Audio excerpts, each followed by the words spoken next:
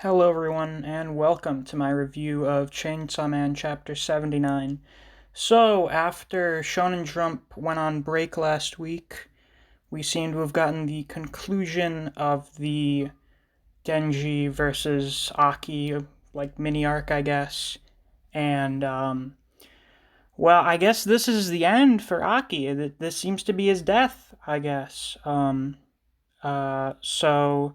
Denji overcomes the gun fiend and he seems to kill him because we see the future devil. And I guess if this is the death of Aki, it will be the last time that we're seeing the future devil. And he says that he died in the worst way possible for the Chainsaw Boy. So I kind of figured that with this sort of like prophesizing stuff, as it normally goes, is that um, it's never something specific and concrete, like him saying you're going to die in the worst possible way was very vague, and it was really up to interpretation if it meant in like a physical way, like he was going to be tortured to death or something, or from like an emotional perspective, him like failing to kill the gun devil or something, which I guess he did do. And I figured it would probably involve something with him killing Power once he transformed into the gun feed. Something with him hurting um, Power or Denji. And of course, with him having killed all those civilians, obviously, if Aki found out about that before he died, that would be really awful too.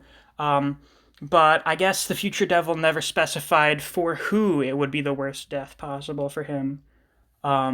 So I guess that prophecy has been fulfilled. The very last uh, page of the chapter, it's a double page spread of Aki playing catch with his younger brother, which, if I remember right, in chapter 13, where they introduced the idea of the gun devil and they showed Aki's backstory, I think that was what his brother had gone into the house to get. And then, of course, their house got destroyed by the gun devil. So it seems that Aki passing on into the afterlife is sort of like the completion of that. Like, he never got to play catch with his brother, and when he goes into the afterlife, it's him like meeting up with his brother and finally getting to have that game of catch. There's not too much else to say about that. I mean, if I sound kind of like down about it, I mean, Aki has been here since like the third chapter of the series, so this is actually the biggest death in the series so far. Um, this is the first series I've ever read where like a member of the big three of the main cast has died, at least before like the very end of the series. So this is a super huge deal. I know Chainsaw Man kind of has a habit of just killing people and not making a very big deal out of it. You saw that with the Katana Devil arc, when he was first introduced, and a bunch of the people that had shown up within like the first 20 chapters just got killed off in like 1 week. And then you saw that again with the International Assassins arc, where you had the people that were there for Aki. I think they were the ones that had the contract with the Punishment Devil. And then you saw like a bunch of the other characters from Public Safety, as well as most of the fiends getting offed. But with Aki, it seems like that Fujimoto had the knowledge to give Aki like a very big important death. Like even with someone like Himeno, she just died, and then more of the sort of like narrative stuff involved more with Aki's reaction to it and not so much with Himeno's death itself. So this feels much more like the death of a character than the death of a person, which I'm very happy about because Aki is one of the most important characters in the series. The other important thing I want to talk about is how the other civilians help Denji by like cutting themselves and giving him blood and just like asking him to save them. This is just like your irregular reminder that Chainsaw Man is in fact a shonen series and that you do need people to have faith in your shonen protagonist. I just thought that was interesting because I think that's the first time this has happened in the entire series, mostly due to Public Safety and the Devil Hunters sort of being like this thing separate from the public that go out and hunt devils. So seeing the public interact with Denji like this is a very new thing. It's very interesting. Now, beyond this chapter itself, where do I think they're going to go from this? Well, I imagine we're going to have another really sad chapter next week with Denji and probably Power trying to process Aki's death.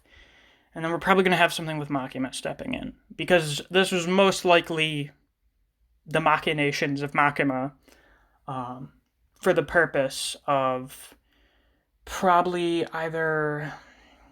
Well, Aki asked her to change the future for him and save Denji and Power. Which I guess she kind of did, but I guarantee you, it's like a 99% chance that this is something that was always part of Makima's plan. I think we're supposed to be having them meet up with the first squad, or the first division soon, which is where Kishibe's from. So, that should be interesting. I know there are a lot of people that still think Quanji and Reze are alive, and we never saw the Katana guy get killed. So, I have seen some people's ideas about Makima, like, trying to collect all the hybrids and them forming, like, a special unit or whatever. So that would be pretty interesting.